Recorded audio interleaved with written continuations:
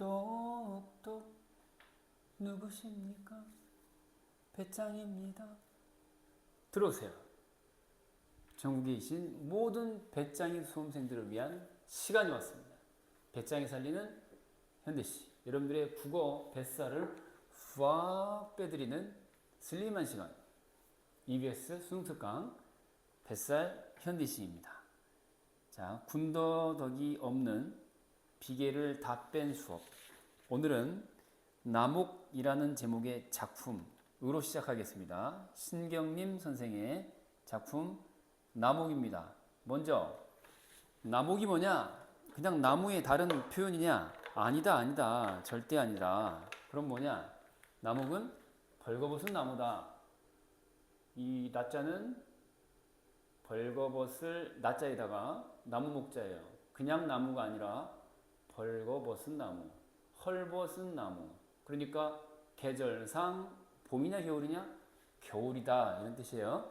겨울에 벌거벗은 나무를 나목이라고 합니다. 생각나는 소설가도 있죠. 누구예요? 박완서 선생. 등단 데뷔작 장편 소설이기도 한 나목도 있죠. 네. 자, 신경림 선생의 시를 못 읽어본 친구들을 위해서 화면으로 띄워놓을 테니까 잘 보세요. 자, 나무들이 당연히 등장하겠죠. 시로라기 하나 걸치지 않고, 그래서 이런 표현이 나왔구나. 그렇군. 자, 근데 보니까 별빛도 나오고요. 별빛으로 씻어 내려는 것이겠지 라고 화자가 추측하고 있는 내용이 나오고요. 나무의 인생이 그닥 행복한 삶은 아니었던 것 같아요. 자, 그러나 의연하게 살아가는 모습도 확인할 수 있네요. 눈 같은 거는 신경 쓰지 않습니다. 그냥 털어버립니다. 그리고 서로 부둥켜 안고 연대하며 살아가는 나무들에 대한 이야기이기도 하면서 동시에 사람 이야기도 하고 있습니다. 멀리서 같이 우는 사람이 있다. 이런 이야기, 그런 시였고요. 주제는요, 삶의 근원적 슬픔, 근원적 슬픔에 대한 인식과 공감, 사람이 나무, 그쵸? 슬픔을 알아본다, 헤아린다, 뭐 이렇게 마무리되고 있으니까요. 출제 포인트 가겠습니다. 이면적 화자 구요. 자, 의인법 쓰이고 있고요. 자, 그걸 통해서 낙엽이 모두 진 나무의 모습, 그 낙엽이 다 떨어지고 벌거벗은, 헐벗은 나무의 모습을 나타내는 표현이 있죠. 그러니까 팔이 나오고요, 손끝이 나오는데 상태가, 그죠? 그렇습니다. 사람의 상태인 것처럼 표현하는 거죠. 그렇죠? 의인법이에요. 시로라기 하나 걸치지 않고 라는 표현 자체는 원래는 입어야 돼 말아야 돼, 입어야 되는 사람인데 입지 않은 사람처럼 이렇게 표현한 거죠. 자, 상처, 치유, 그리고 정화, 소재가 되고 있는 거. 방금 시에서 봤던 아름다운 별빛, 나무가 밤에 이렇게 양팔을 하늘을 향해 뻗었던 이유가 아름다운 별빛에게 몸을 깨끗하게 씻으려는 거 아닐까? 그런 구절이 나왔잖아요. 그죠? 치유와 정화. 이렇게 보시면 될 것 같아요. 자, 의인법을 통해서 상처, 고통, 좌절, 플러스 마이너스를 표현하고 있는 것들이 있습니다. 터진 살갗, 그쵸? 고달픈 삶, 뒤틀린 허리, 그리고 구질구질한 나날, 이런 표현들로 봤을 때 의인법 통해서 상처, 고통, 좌절을 나타냈다 라고 말할 수 있겠죠. 뭐 고달픈 삶이라고 하는 게 인간에게만 있는 거잖아요. 나무한테 있다라고 했으니까요. 뭐 허리라는 표현도 쓰고 있고요. 그죠? 살갗, 이런 거. 의인법의 탄성. 자, 부정적 시어로 쓰이고 있는 눈 주목하시고요. 자, 그러면은 김수영의 작품 중에서, 그쵸? 그 나오는 눈은 플러스에 마이너스예요. 막 가르침을 뱉잖아요. 퇴퇴. 그때 눈은 뭐야? 눈 보고 보라고 라고 할 때 그 눈은 순결하고 순수한 어떤 이상적 상태를 나타내는 플러스예요. 그런 경우도 있다 참고하시고, 여기는 마이너스. 자, 의인법 통해서 시련을 인내하는 그랬는데, 사실 그 수능특강 사용설명서에 이렇게 나와 있는데, 선생님 봤을 때는 인내라기보다는 어떤 의연한 태도나 담대함, 이렇게 의연하다, 담대하다, 이렇게 쫌생이처럼 간이 콩할 만한 이런 친구 말고 웅장한 감을 가지고 있는 간을 가지고 있는 그런 태도인 것에 가까울 것 같아요. 한밤에 내려 몸을 덮는 눈 따위 흔들어서 시원스레 털어버려. 눈은 여기서 시련, 고난, 마이너스거든요. 근데 그런 거 사실 털어버리는 거 아니에요. 그쵸? 가볍게 무겁게 시원스레 가볍게 털어버리는 거야. 구실구실하게 시련 고난에 연연하지 않아. 응? 그런 거잖아. 의연한 태도, 그쵸? 흔들림 없는 의연한 태도, 굳건한 태도, 이런 태도를 확인할 수 있죠. 다시 알몸이 되겠지만 이렇게 이런 알몸의 상태도 두려워하지 않는 거죠. 의연한 태도, 담대한 태도, 이렇게 보는 게 더 적절할 것 같아요. 그 다음 청각적 이미지를 통해서 내면의 근원적 슬픔을 드러내고 있다. 울음은 당연히 마이너스의 슬픔, 그쵸? 울음은 무조건 뭐야? 청각적 이미지예요.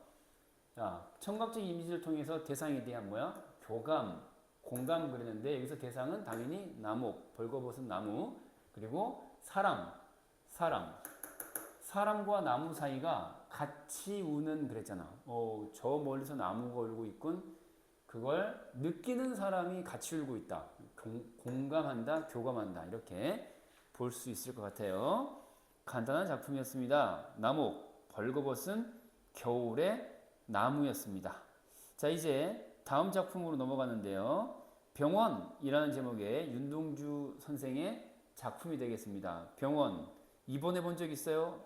저는 있습니다. 맹장 수술하느라요. 저는 맹장이 없습니다. 자, 맹장 없는 남자, 발음 비국어입니다. 살구나무 그늘 어쩌고저쩌고 나오는데 공간적 배경이 당연히 어디겠어요? 병원이고요. 병원 뒷뜰에 누가 있어요? 여자가 있습니다. 젊은 여자예요. 봤더니 일광욕을 하고 있어요. 그러다가 외로운 것 같아요. 그쵸? 없다. 이 사람은 결핍, 고독, 뭐 이런 이미지를 가진 대상인 것 같아요. and 나도 못지않은 아픔을 가지고 있습니다. 그죠? 나도 쉽지 않은 남자야. 늙은 의사가 나오는데 내 병을 제대로 진단을 못해. 난 아파 죽겠는데 너 병 아니야. 이러면 되게 기분 나쁘겠죠? 이게 유명한 구절이 나오죠. 예전에 JTBC 뉴스에도 나왔던 구절입니다. 이 지나친 시련, 이 지나친 피로. 수험생들의 만성 피로를 이렇게 표현했느냐? 물론 그것도 포함하겠죠. 이 지나친 시련이 지나친 피로. 유명한 구절이죠. 그리고 여자가 들고 돌아가는 게 있습니다. 금전화 한 폭이 이거를 꽂고 돌아가잖아요. 그죠? 아파서 주저앉아 있는 게 아니고 다시 병실로 돌아가는데 이렇게 꽃을 들고 간다. 이건 희망, 어떤, 그쵸? 그런 의미, 그쵸? 될 수 있을 것 같아요. 마지막, 거기에 누워봅니다. 약간, 여성분들은 기분이 좀 불쾌할 수 있는데, 이 남자의 태도는, 여자의 태도에, 여자의 아픔, 여자의 상처에 공감한다. 그런 의미로 이제 이해하시면 될 것 같아요. 네, 그 자리에 누워봤다. 약간 그 병적인 어떤 행위 이런 걸로 보시면 안 됩니다.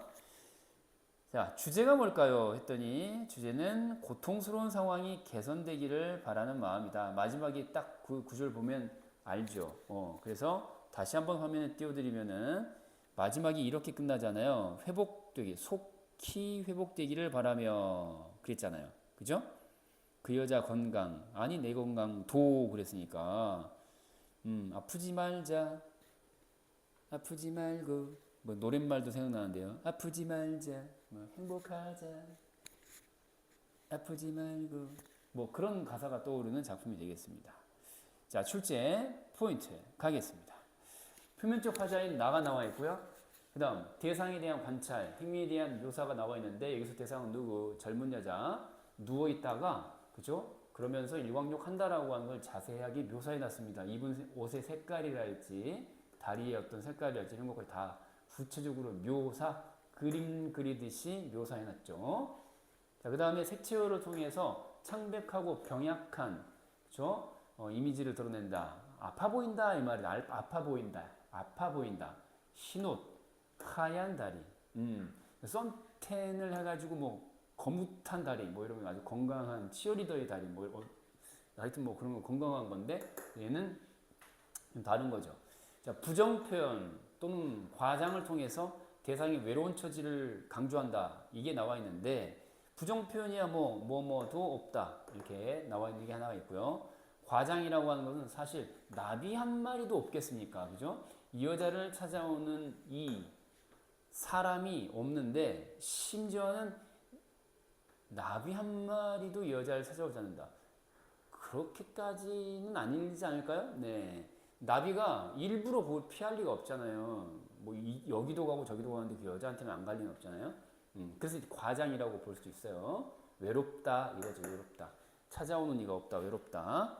자, 부정 표현을 통해서 적막하고 쓸쓸한 분위기를 드러낸다. 적막하다가 무슨 말이야? 고요하다, 조용하다, 정적 이런 거죠. 쓸쓸한 분위기. 살구나무 가지에는 바람조차 없다. 이 구절이 이것만 따로 떼놓고 나왔으면 이렇게 보지 않을 수도 있는데 위에 있는 구절에 이어서 나와 있기 때문에 여자를 찾아오는 나비 새끼에 하나도 없다. 그 다음에 살구나무 가지에는 바람조차 없다. 이렇게 되는 거니까 적막한 분위기, 쓸쓸한 분위기. 그렇겠네요. 이 시에서 젊은이는 누구예요? 화자예요. 기억하시고 일제치하의 청년 지식인의 내면적 고통, 번뇌, 젊은이의 병. 그러니까 이 지금 내면의 고통이기 때문에 이 청진기로 진단이 되어 안 돼요. 의사가 귀에 꽂고 이 젊은이 화자의 등에 대고 혹은 배꼽 언저리에 대고 가슴에 대고 해봤자 병이 나와 안 나와. 이 병명을 알 수가 없죠. 왜냐면 내면의 고통, 정신적인 아픔이기 때문에 그쵸? 청진기로는 진단이 안 되는 거죠. 그죠? 그래서 그걸 젊은이의 병이라고 표현한 거죠. 늙은 의사는 진단할 수 있다 없다? 없다. 없다. 유사한 식구 반복을 통해서 화자의 고통을 강조한다. 이 지나친 시련, 이 지나친 피로. 수능이 왜 이렇게 안 다가오는 거야? 이런 친구 있을 수 있어요. 그쵸? 이 수험 생활이 언제 끝나려나? 근데 벌써 9월이 다가왔잖아요. 9월이 코앞이에요. 그쵸? 또 이제 9편 끝나면 정말 시간은 지금까지의 속도보다 2배, 3배 이상 빠르게 가거든요. 어느 날 눈 떠보니까 수능 고사장 가는 날이더라. 뭐 이런 말들이 있어요. 금방 끝납니다. 그러나 이건 반복 통한 고통의 강조입니다. 유명한 구절이었습니다. 희망 또는 생명력을 상징하는 소재가 있어요. 아까 얘기했죠. 여자가 병실에 돌아가면서 들고 간 거 뭐야? 가슴에 꽂고 가는 거 뭐였죠? 금잔화 한 포기. 꽃 화자 아니에요. 꽃. 희망. 그리고 생명력. 아픈 사람이 들고 가는 어떤 꽃이기 때문에 생명력이라고 할 수 있겠죠. 회복의 이미지 뭐 이런 거. 구체적 행위를 통한 대상에 대한 동질감, 동경. 아까 자칫 잘못하면은 병적인 행위로 읽을 수도 있겠지만은 그냥 시적인 해석으로 보기는 어렵고요. 그건 아주 통속적인 해석이고 일단 동질감, 나도 아프고 너도 아프고 네가 누웠던 자리에 내가 눕는다? 나도 너처럼 아파 이런 메시지일 수 있고 그 다음에 동경 그러니까 나는 희망의 근거를 못 찾았는데 상대는 희망의 근거를 찾았잖아요. 나도 그랬으면 좋겠다. 내 늙은 의사는 내 병명도 모르는데 이런 거잖아요. 자, 화자와 젊은 여자의 대비 방금 설명한 거 얼핏 설명한 거 그대로 나와 있죠. 병인이 무슨 말이니?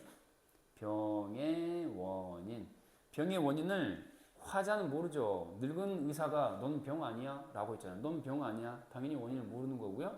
희망을 발견해요? 못해요? 못하잖아요. 마이너스죠? 그러나 여자는 병인을 알죠. 어디가 아픈 거였니? 그랬더니 자 작품 속에 가니까 초반부에 나오잖아요. 가슴을 그러니까 한나절이 기울도록 자 뒤쪽에 가슴을 앓는다는 그러니까 가슴 앓이를 하고 있는 분이에요. 그러니까 흉통 앓고 있는 분이에요. 뭐 폐 쪽이 좀 안 좋다거나 뭐 이럴 수 있죠. 자 그래서 젊은 여자는 병의 원인을 알고요. 그 다음에 희망을 발견합니다. 네, 나와 대비되는 시적 대상이다. 이라는 거 기억해 두시고요. 공통점은 있죠. 아프다는 건 같은데 이런 대비되는 점도 있다는 거 기억해 두시고 행복하자 아프지 말고 네 윤동주 선생의 병원이었습니다. 자 26번 작품 갑니다. 26번은 자, 눈물이라는 제목의 작품인데요. 김현승 선생의 눈물이라는 제목의 작품입니다. 소찬이의 뭐 tears 이러면 안 돼요. 자, 노래방은 적당히 다니시고요. 자, 못 읽은 친구들을 위해서 화면에 띄워놓기만 할게요. 슬쩍 보세요. 그렇군. 옥토가 뭐였더라? 기름진 땅, 농사 짓기에 좋은 땅, 심으면 막 자라는 땅. 작은 생명은 눈물을 말할 거예요. 자, 흠도 티도 가지 않는. 자, 밑으로 가시고 계속 눈물에 대한 긍정적 진술을 하고 있습니다. 그죠?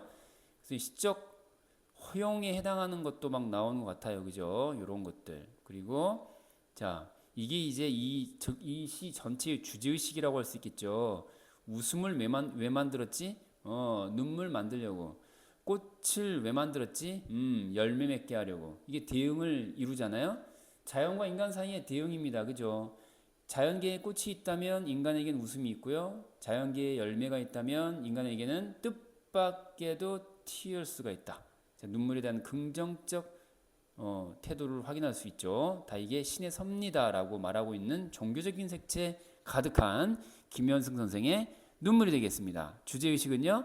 슬픔의 승화입니다. 승화. 눈물이 긍정적 의미로 다뤄지고 있고 신의 섭니다라고 받아들이고 있기 때문에 승화 정도 말할 수 있겠고 순결한 삶을 추구한다. 뭐 이런 주제의식이 있고요. 출제 포인트 가겠습니다. 자, 표면적 화자 그죠? 나왔고 자연과 인간의 대응입니다. 방금 설명드렸잖아요. 꽃은 웃음, 열매는 울음, 눈물, 열매는 눈물 이런 거. 자, 대응 관계, 대응하고 유사하다 기억하세요. 대비 대조 나오면 X. 슬픔을 긍정적으로 수용하죠. 그렇죠? 그래서 이런 대응 관계 꼭 기억하세요. 매우 중요하고 제일 중요합니다. 하강 이미지 보통은 마이너스야 플러스야. 떨어진다, 뭐 사망한다, 소멸한다, 죽는다 이런 거잖아. 쇠퇴한다. 그러나 플러스입니다. 옥토에 떨어지는 작은 생명이고죠 라고 할 때 떨어지는 하강 이미지인데 아래로 위로 아래로. 근데 그 작은 생명이 떨어지는 거잖아요. 근데 이건 내가 되고 싶은 거야. 뭐뭐가 되고 싶다 소망이거든요. 소망의 대상이기 때문에 소망의 대상인 녀석이 지니고 있는 속성 자체도 당연히 뭐가 되겠어요? 플러스가 되겠죠. 오케이? 하강 이미지가 일반적으로는 마이너스인데 소멸, 쇠퇴, 죽음 이런 거. 그러나 여기서는 플러스다. 출제 포인트입니다. 출제 포인트입니다. 자, 작은 생명 비유죠. 비유. 눈물을 가리키는 말이고요. 생략법 작은 생명이고죠. 생략법. 영탄법 통해서 대상에 대한 칭찬, 예찬. 흠도 없고 티도 없습니다. 그리고 금 가지 않았고요. 아주 순수한 대상이다 이런 얘기죠. 그래서 나의 전체는 오직 이뿐이라고 하면서 오직 only one 그랬으니까 이건 예찬이라고 말할 수 있겠죠. 눈물에 대한 긍정적 평가가 되겠고요. 영탄법 되겠죠. 느낌표 영탄법. 자, 시적 허용 나중인데 나중 세 글자, 진인인데 진인 세 글자. 이게 다 비문법적 표현. 그러나 문학에선 허용해준다. 시적 허용. 자, 19반복을 통해서 주제의식을 부각한다. 오직 이뿐, 오직 이뿐. 그쵸? 두 번 나오죠. 절대자 종교적 대상을 가리키는 말은 당신으로서 플러스입니다. 당신은 사랑하는 대상 아니에요. 연애 대상 아니야. 자연 순환에 담긴 신의 섭리, 아름다운 나무의 꽃이 시들면 그러니까 꽃이 가고 열매 온다. 순환이잖아. 꽃 다음에 열매, 열매 다음에 뭐야? 뭐 그쵸? 낙과, 낙과 다음에 뭐야? 다시 씨앗, 그 다음에 뭐야? 줄기 가지고 다시 열매 이렇게 돌고 돌고 순환한다. 신의 섭리. 왜냐면은 맺게 하신 거잖아, 그렇지? 당신이 맺게 하신 거니까 그 당신은 절대자. 신의 섭리로서의 꽃 지고 열매 맺기 순환입니다. 자식을 얻은 기쁨 나의 웃음, 자식을 잃은 슬픔 나의 눈물. 아마 이제 이건 시 바깥의 이야기인데, 그죠? 작가의 현실이 작품 속에 반영되는 거 아니에요, 그렇죠? 그러니까 표현되는 거죠. 시대는 반영, 작가는 표현. 시대는 반영, 작가는 표현인데, 작가에 관한 주변 설명이 이제 주변적 설명이 이제 나오고 보기에 나와 있을 때 이제 이렇게 해석이 가능하겠죠. 자식을 잃고 지은 시라고 합니다. 자, 다음 작품으로 넘어가 보죠. 자, 다음 작품은 파바카에서라고 하는 김수영 선생의 작품입니다. 파바카에서 김수영 많이 들어봤죠? 그래서 이제 뭐 수미상관식 구성으로도 유명하고 그 다음에 역설법이 쓰였다라고 하는 거 뭐 한두 번 나와야지 3번이나 나옵니다. 3번이나. 자, 작품 못 읽은 친구들을 위해서 다시 화면 띄워놓습니다. 읽으세요. 아이쿠야, 오래된 사랑 결별 이별하고 나서 거길 꼭 가보래요. 어디? 파바카에 가봐라. 그래서 얻는다는 것은 곧 잃는 것이다. 역설법 쓰고 있네요. 설명 있다 합니다. 계속 읽어보세요. 그래서 이제 너의 그림자가 나오고요. 그리고 앞쪽에 보면은 묵은 사랑 그 앞에 계란의 껍질 비유적 표현이고 너의 그림자 이런 거. 그 다음에 새벽에 준 조로의 물. 조로가 뭐죠? 화분에다가 물 줄 때 대접에다가 떠서 한꺼번에 에라 처먹어라 철퍽 주는 건 아니잖아요. 그죠?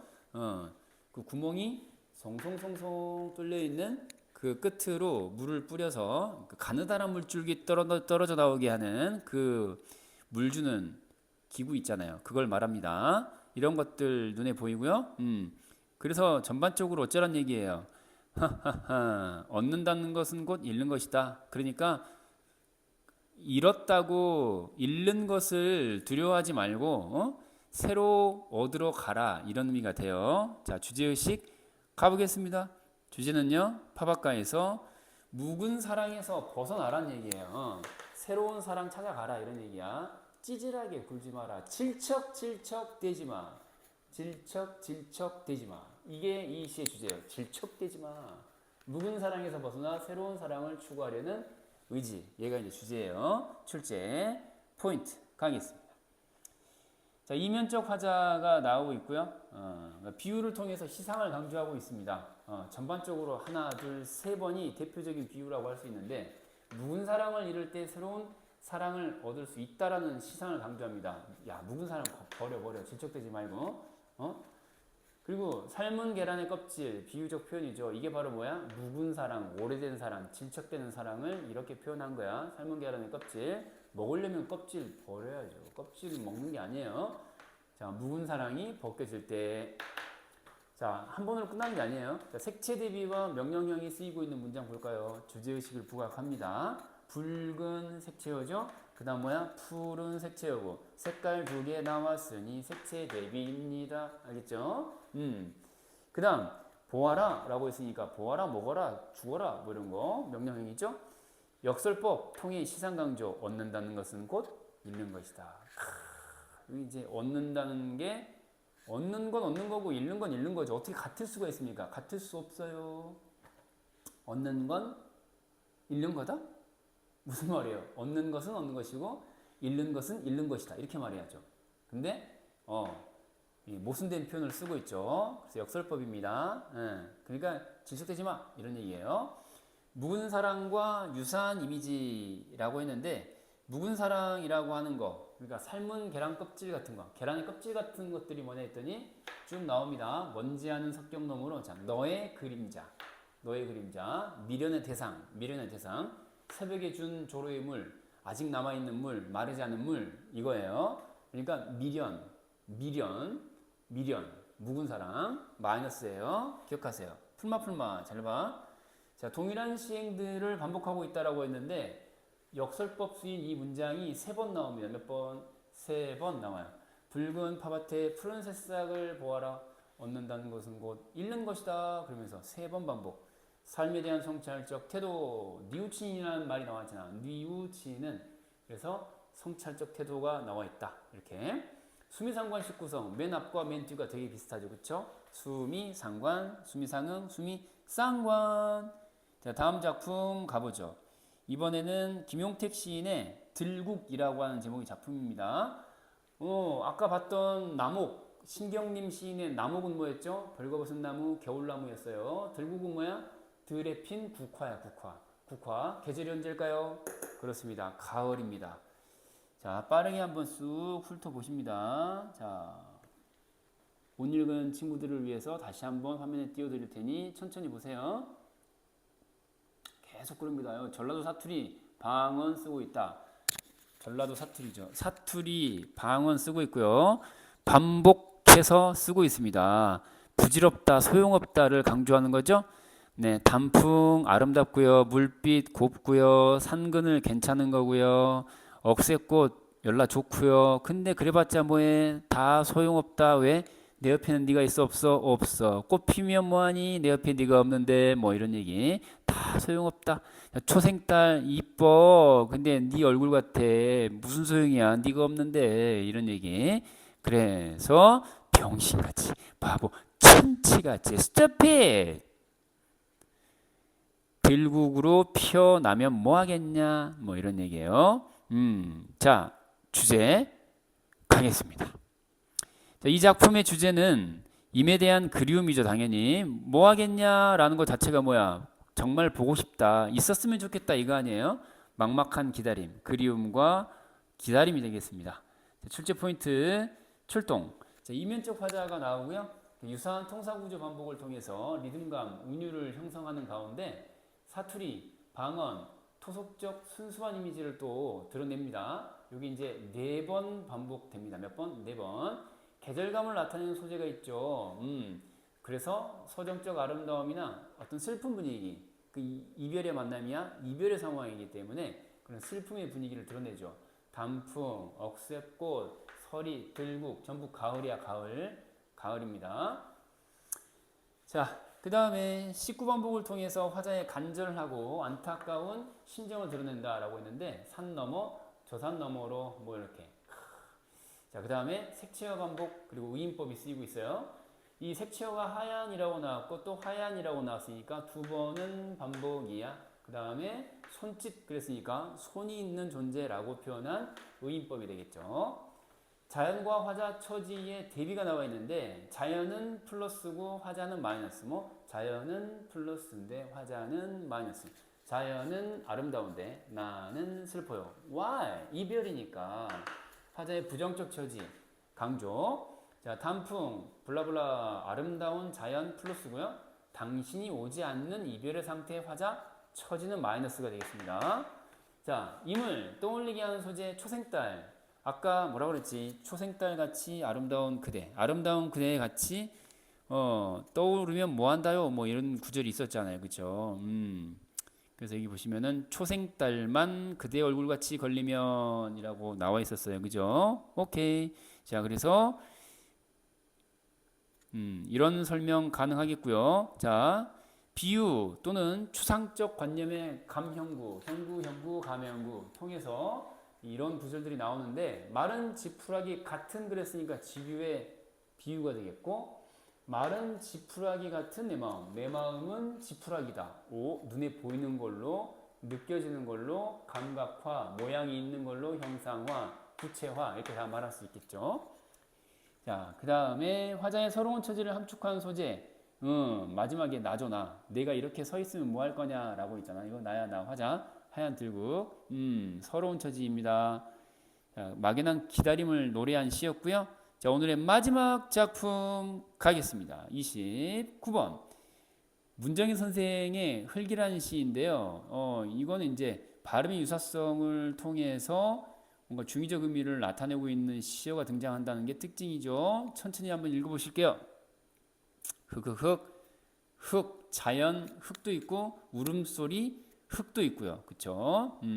다음 또 보세요. 흙은 이런 의미가 있어. 모든 생명의 출발점이지. 그리고 죽으면 다 흙으로 가. 근데 흙으로 할 수 있는 게 여러 가지 있지.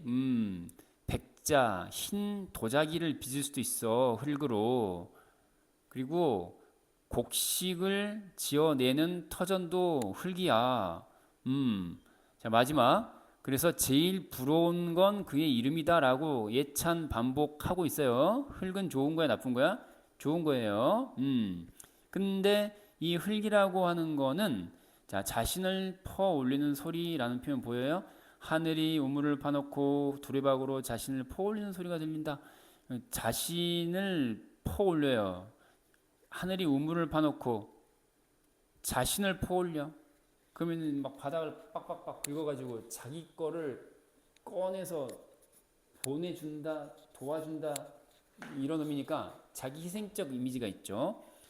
주제로 가볼게요. 이 작품의 주제는 당연히 흙의 속성이 되겠죠. 흙이 지닌 모성에 대한 예찬, 흙이 지닌 모성에 대한 엄마 본성에 대한 예찬. 자, 출제 포인트. 자, 표현적 화자인 나가 나오고요. 의인법을 통해서 대상에 대한 친근감을 드러냅니다. 자, 그라는 인칭대명사, 인칭대명사 쓰고 있으니까 의인법이야. 자, 중의적 표현을 쓰고 있는데 중의가 뭐죠? 중의병이야? 이중적인 의미 몇 개? 두 개, 하나인데 두 개를 나타내. 흑흑흑. 자, 자연 and 울음소리 흑흑흑. 연상되죠? 발음을 리을 탈락시켜서 발음하니까요. 자, 명령형 불러보라 있고요. 비유를 통해 대상에 대한 예찬. 태반이라고 했는데 태반이 뭐죠? 애기집이죠, 애기집. 애기집.